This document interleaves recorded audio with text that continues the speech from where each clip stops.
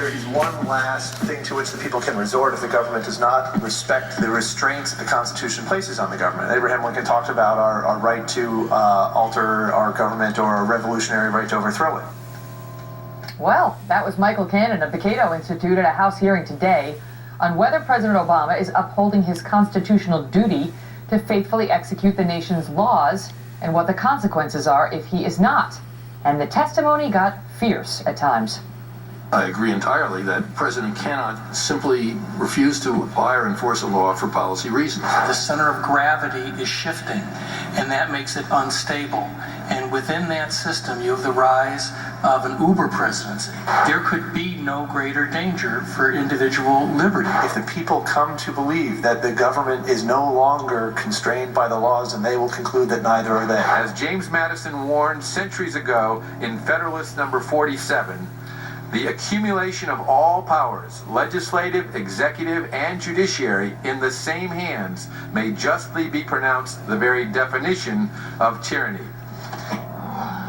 Joining me now, Republican Congressman Bob Goodlatte. He's the chairman, you just saw there, of the Judiciary Committee, which held that hearing today.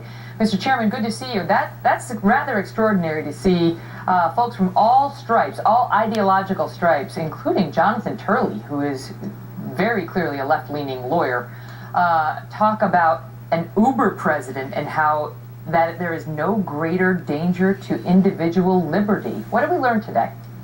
Well, I think it's very clear that the public's attention to this problem is growing, and it's responsible for individuals like Professor Turley, who actually supports Obamacare, supports some of these other policies, big time, but says the president does not have the authority to rewrite that law. And even when the Congress says, well, you know, we should extend the employer mandate, he ignores that and threatens to veto it, instead simply does it himself. It's a serious problem. People are waking up to it, and that's a good thing. Okay, but the question is it an abdication of duty, these extensions he's granting under Obamacare and so on, you know, just issuing? Or is this within his discretion? Because there's case law that these administrative type things, you know, postponement of tax collection, which he could say this is, that's all okay to do administratively and with just a stroke of a pen. Well, it's a matter of degree. There's no question that there is a certain amount of discretion. The Constitution requires that the president take care to faithfully execute the laws. That doesn't mean completely execute, but faithfully execute means to follow the congressional intent. And when the congressional intent is not reflected in how he expected the law to work out, he doesn't have the authority to simply change it and say, I'm changing it. He needs to come back to the Congress for authority. And why he doesn't do that? Because there is a very great divide in the Congress about an issue like Obamacare. And he needs to negotiate.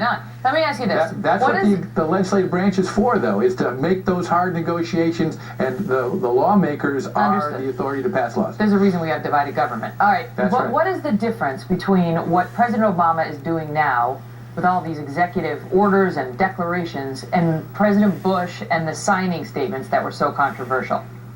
Well, again, there are certainly circumstances when previous presidents have exceeded their authority under the law, and it's the responsibility of the Congress, and not a partisan way, but a bipartisan way, to put a check on that. And hearings like the one we held today are a big part of that. But is that about sunlight and no more, or is there something you can actually do about it? It's about sunlight, it's about cutting off funds, it's about lawsuits, it's about changing the law so that members of Congress and the Congress itself can have standing to challenge abuse of authority in the courts. There are a number of steps that the Congress can and should take, but it only works well if the Congress in both parties recognize that this is a challenge to one of our great principles of our democracy, separation of powers, and they've got to join together in a bipartisan way to be effective.